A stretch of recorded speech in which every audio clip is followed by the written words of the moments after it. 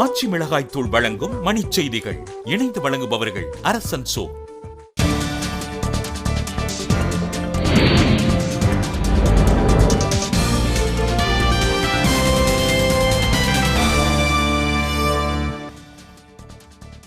IS தீவிரவாதிகளுக்கு ஆதரவான கருத்துக்களை பரப்பிய இந்திய எண்ணெய் நிறுவன மேலாளர் ஜெய்ப்பூரில் கைது. ஏழைகளுக்கான வழக்கு செலவுகளை அரசே ஏற்க வேண்டும் என நாடாளுமன்ற நிலைக்குழு பரிந்துரை.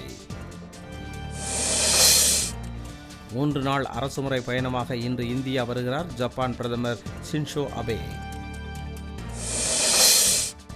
எண்ணூர் மீஞ்சூர் சென்னை கும்மிடிப்பூண்டி இடையிலான மின் தொடர்வண்டி சேவை 6 நாட்கள் ரத்து.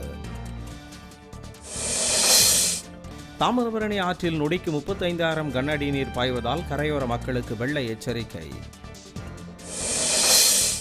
மும்பை தாக்குதல் வழக்கில் கைது செய்யப்பட்ட டேவிட் ஹெட்லி ஒப்புதல் சாட்சியாக மாறியதால் மன்னிப்பு வழங்கியது நீதிமன்றம்.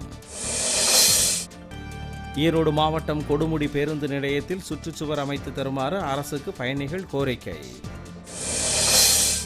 கேரள முதலமைச்சர் உம்மன் சாண்டி தொடர்புடைய சூரிய மின்தகடு ஊழல் குறித்த முக்கிய ஆவணங்கள் மாயம். வெளியுறவு அமைச்சர் சுஷ்மா சுவராஜ் போர் வானூர்தியில் பாகிஸ்தான் சென்றிருப்பதாக தகவல். துபாயில் நடைபெற்ற உலக சூப்பர் சீரியஸ் இறகுபந்து போட்டியில் இந்திய வீராங்கனை சாய்னா நேவால் அபார வெற்றி. ஆச்சி மிளகாய் தூள் வழங்கிய மணிச் செய்திகள். இணைந்து வழங்கியவர்கள் அரசன் சோ.